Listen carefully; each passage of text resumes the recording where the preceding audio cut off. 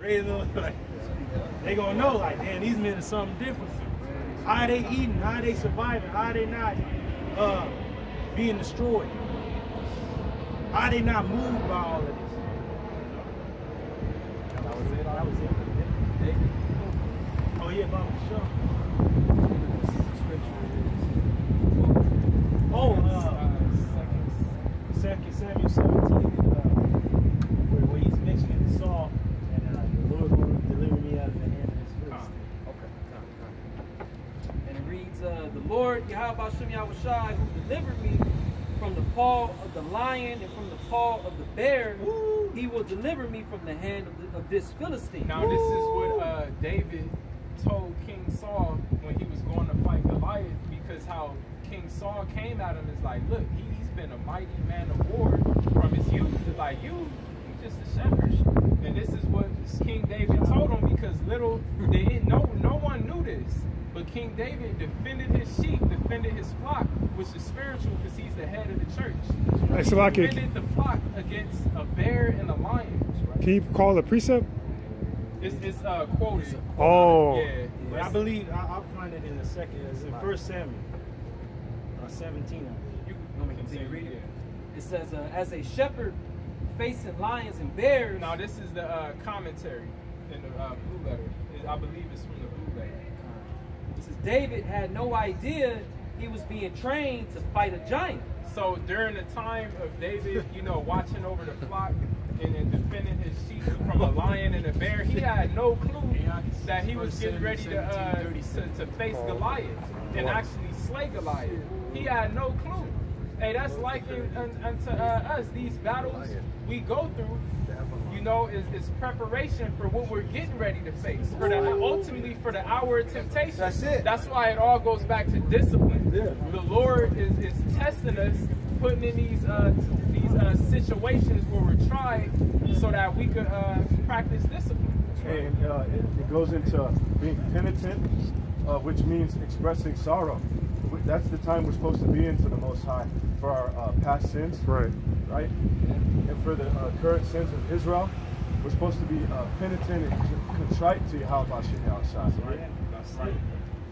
It says, in the midst of our preparation, we rarely see how the Most High will use it. Sometimes we just worried about the hell at that present moment. Whatever it is, we just thinking about how bad it feels. Not even considering that, this is preparation for something even bigger. Right. The elder Barak put this in the group, and what his words, what he put with it, he said, hey, we have big things ahead. Because we haven't seen nothing yet. All of the shit we going through now is nothing compared to what we get ready to face. We gotta throw away everything. We gotta throw away everything. Right. But the thing is we've been prepared for it. Yeah. We've been conditioned. We've been trained. We're in training. This is boot camp. Yeah. So when all out hell and chaos breaks loose, 2/3 of our people, the heathen, they gonna fold. They don't have no foundation. They haven't been prepping in the spirit. They haven't been training. But us men who are under the hedge of Yahweh Shem Yahushai, who he's chastising his sons, we're going to be prepared mentally. Right. This wisdom and knowledge that we've obtained is going to keep us stable.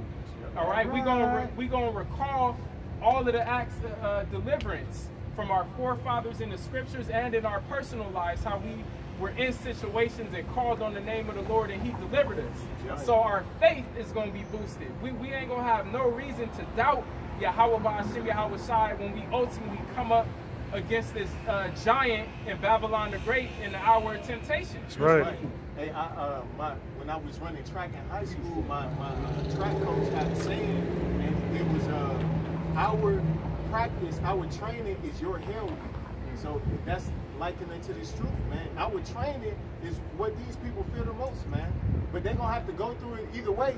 Right. But we going through it now in preparation for the match, man. That's right. For that time. Yeah, that 12th round. A little bit more. It says, yet now David can look back and know that the same power who delivered him before will also deliver him now. Woo! Yep. The same Yahweh Hashem Yahushai, that, because certain brothers been through life and death situations, all type of stuff. That same power that rose you up is going to raise you up from this place. Literally, Lord willing, we're of the elect. That's right. We have no reason to doubt. Yep. That's right. Yes, sir.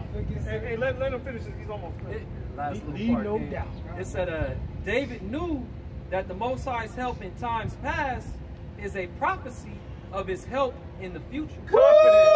Hey, so King David had confidence in the Most High.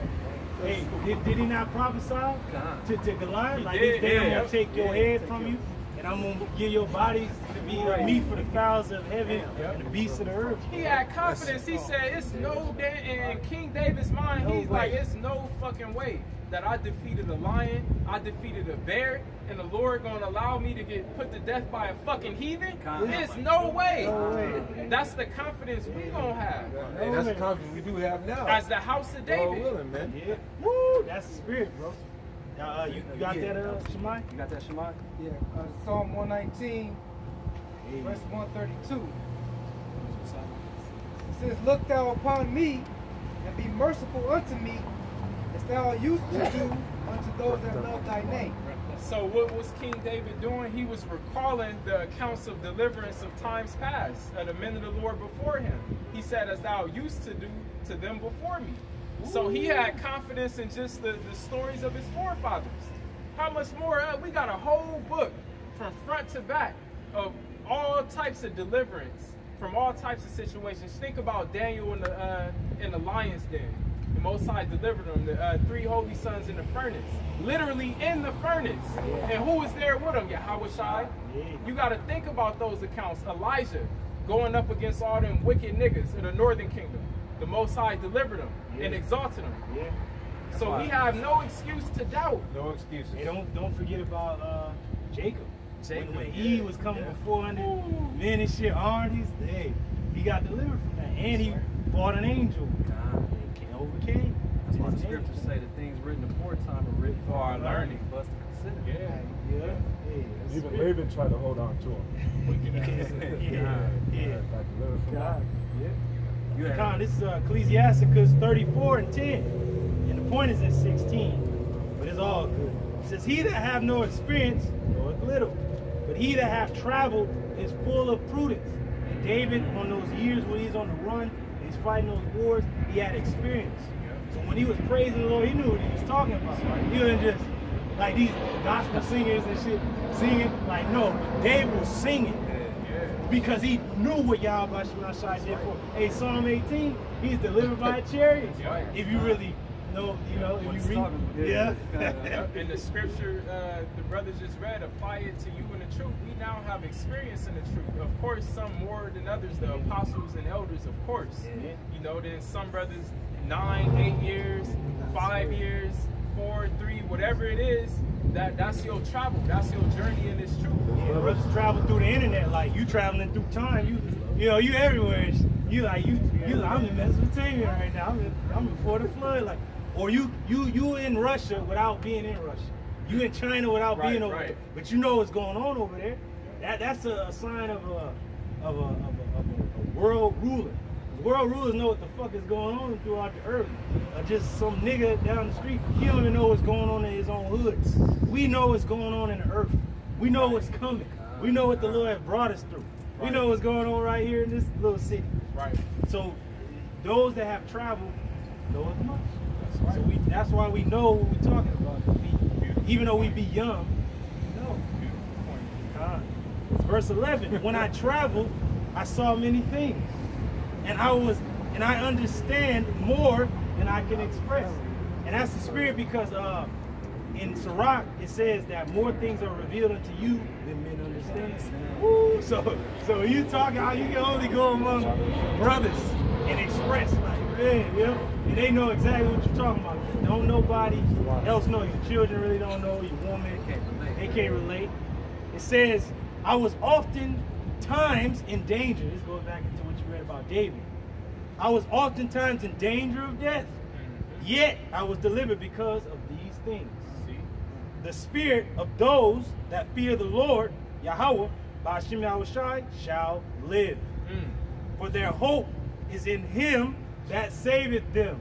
Who's the Savior?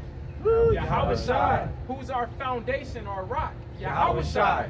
That's right. Hey, when we going up against a giant, whether it be a day-to-day giant or the giant that is Babylon the Great, who you gonna put in the sling and throw it through their fucking psyche? Yahweh Shai. That's it.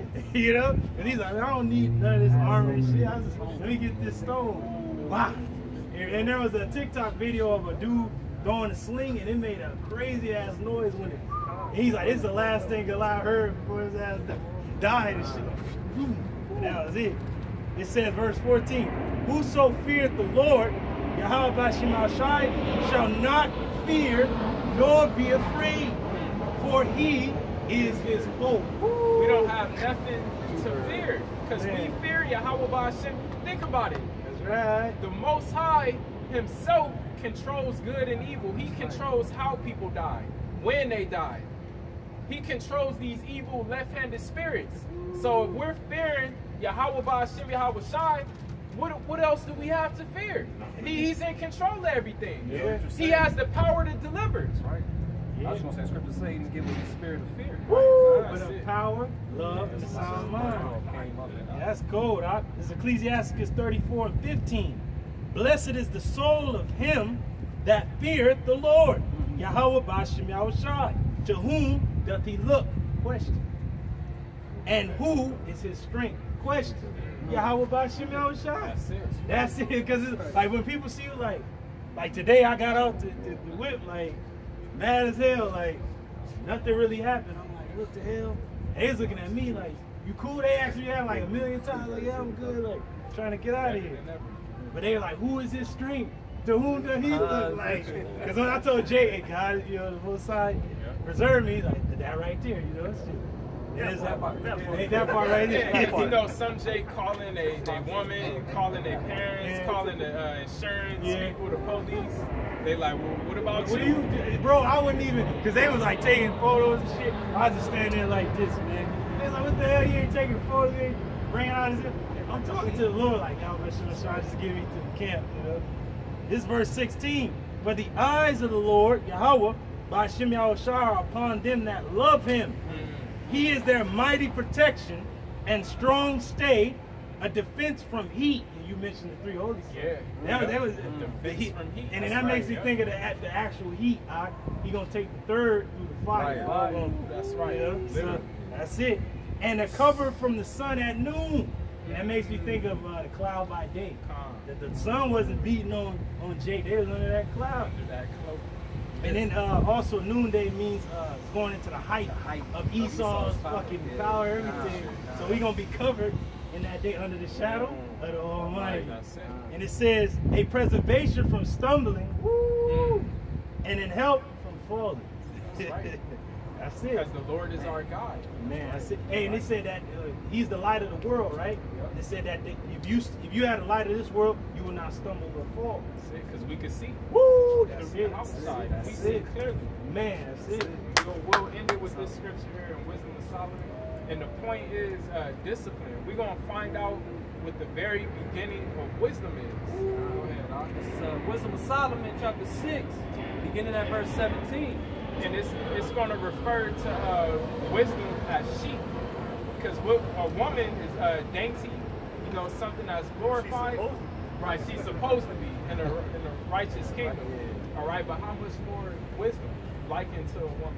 Go ahead, Doc. It reads, "For the very true beginning of her The very true beginning of wisdom, go ahead, is the desire of discipline." the desire of discipline. This is what separates the elect from the rest of the whole world. This is why the law, statutes, and commandments were given to our nation, to keep us separate from these heathen. But hey, discipline, in order to obey the law, statutes, and commandments of Yahweh Ba'Shem Yahweh Shai, you have to have discipline. Us coming in to this truth, a lot of us may have ate pork and shellfish, you know, committed adultery, you know, did whatever the hell we wanted, but it took discipline to drop those things cold turkey. Right, and to fight them. That's the thing about it. See, that part was easy, but the hard part comes with fighting the lust of your own flesh, your own cravings and desires. That's the hard part. But hey, we could do anything through Yahweh Ba'Shem Yahweh Shai. Right. And the brother got the word for discipline. The word, the word discipline in the etymology is a noun. It's 1200. It's C1200. It's penitential, which means it's chastisement. Chastisement. See, Jake don't want that. That's the straight gate. Really, that's chastisement. That's going through the straight gate. You get chastised. You get hardened. You have to suffer. You have to be patient. Go ahead. Punishment for the sake of correction. Punishment for the sake of correction. Not destruction. Not right. Not destruction. Hey, we're the disciples of Yahushua. What did Yahushua say? He said, if you can't bear your cross, which is and follow me, which is going through that straight gate, you can't be my disciples. That's being perfected in the fire. Exactly. Hey, the three holy children, by them keeping the law and being disciplined in the ways of the Lord, they were thrown into the furnace. But then when they were in there, their bands were loose, and who was in there with them? Hey, that's the spirit, because discipline got them into the furnace, and by keeping the ways of the Lord, it got them out. They were delivered. Oh, and so discipline is ultimately going to lead to our deliverance. Go ahead. From old French, discipline, physically, punishment, teaching suffering, and that's the point right there, really. Suffering. And what is suffering go into? Patience. What is patience go into? Endurance. To endure. Yahweh said, he that endured to the end, the same shall be saved. So we have to, it goes back to discipline. We have to continue this disciplined walk of our faith to the very end, no matter what. No matter what happens. That's right. Go ahead. You can read from the top down. Back in Wisdom of Solomon, chapter 6, verse 17. It reads, for the very true beginning of her is the desire of discipline. And it's not easy because we're in a kingdom where all type of witchcraft, sorcery, and enchantments are pushed out that are catered to our fleshly cravings. Right. That's what make it hard. You may walk out the house, you see a woman, the titties is out, you know, the ass, she looks to your liking, then you see some clown or dude holding her hand. You gotta have the discipline to be like, oh shit, well, you know. Hey, that's why we gotta go out with the whole armor on, you know? Right. Because it's like, when you see that, shield the face, lift it up, lock it out, you know? Yep, or you might have just ate, and you walk past a food spot, and you like, damn, it smells good. But shit, you know you just ate. Which you gotta be disciplined. Yeah. Or you know maybe you in your mind, you plan, I'm gonna fast today. Same thing. Are you going to break the fast, or are you going to stick to that discipline? And the care of discipline is love. Love. Now, what do the scriptures tell us love is? The fulfilling of the law. Go ahead. And love is the keeping of her laws, and the giving heed unto her laws is the assurance of incorruption. So that's why this world, the love of this world is waxing cold, because the laws isn't being practiced only amongst us. And what does it say? The law of the Most High leads to incorruption. And these people are looking for power, but not the power. And then, you know, there's a saying, corruption corrupts. Absolutely. Yep. So this place is crumbling, it's corrupt. It's only going to destroy your ass, like as we started. Depart, for this is not your rest. It shall destroy you, even with a sword destruction. The spirit always brings it right back. But in order not to be destroyed, you gotta desire wisdom. Right. Go ahead. And incorruption maketh us near unto Yahweh Bashem Yahushua. So it all starts with discipline. Once wisdom sees that we're disciplined, wisdom dwells with us. Ultimately, wisdom is Yahushua. Because what did Yahushua say? If you don't take up your cross and follow him, you can't be his disciple. Yeah. So that's wisdom telling his followers to follow me. Exactly. Yeah. and through us following the ways of the Most High leads to incorruption. We're incorrupt. We're going to be found blameless, and that we're near to Yahweh Bashem Yahushua. Go ahead. Therefore, the desire of wisdom bringeth to a kingdom. And we're going to end it right there. That's the point. This is the road to the kingdom, the straight gate. We're on the path to the kingdom, this disciplined road. Right? So we just got to stick to it, because what did Yahushua say? The kingdom of heaven is at hand. All right? Our salvation is nearer than when we believe. That's right. So no matter what we going through, just keep the reward in mind. Recall the acts of deliverance, you know, from the former generations in your personal life, and keep that reward in mind. Hold fast. The kingdom of heaven is at hand. All of these things you see in this vain world, these proud ass demons, they about to be erased. And something that's not seen is getting ready to take over. Man, it's gonna be glorious. That's all I gotta say. Whatever else That's the brothers spirit. They let no man take that crown. I mean, look at David. He was anointed as a boy, but before he sat on that throne, he went through fucking hell in a handbasket. Same with Solomon. He was the son that David was, all right, this is the one that's gonna sit on the throne. But you had Adonijah, you had Absalom, fucking all types of stuff. Everybody think they got him, but you ain't got it. See, the Lord is telling you, even through all the turmoil, you got the crown. Don't let no man take it. Even though it's a damn civil war, and no, I'm the king. You got to remain with the Lord, because the Lord gonna ascend you to the throne. Like, you gonna get there. But everybody else trying to kill you, Saul trying to kill David. Two-thirds. And we're the heirs. The elect are the heirs of Yahweh Ba'ashem Yahweh Shai. He whispered his secrets in our ear. Like the brother said, you got the crown. Got it. Don't let nobody take it. Hey, what did he tell Solomon when he was about to die? He said, I go the way of all the earth. Show thyself a man. That's all he thought about there. He said, keep the ways of the Lord and show thyself a man. That's what the Lord told us before he left. Hey, he that endureth to the end, same's going to be saved. And Yahweh Shai is wisdom that's going to bring you to a kingdom. That's right. I just wanted this brother to bring out Revelation 3 and 10. Because I wanted to bring out the word keep, because it's a very beautiful word, bro. It's what the Lord is telling us. This is what the Lord is really telling us, man. He's keeping us in this time so he can be praised in this time. And it's all the Lord, bro. Everything that we're going through in this time and space is of the Lord.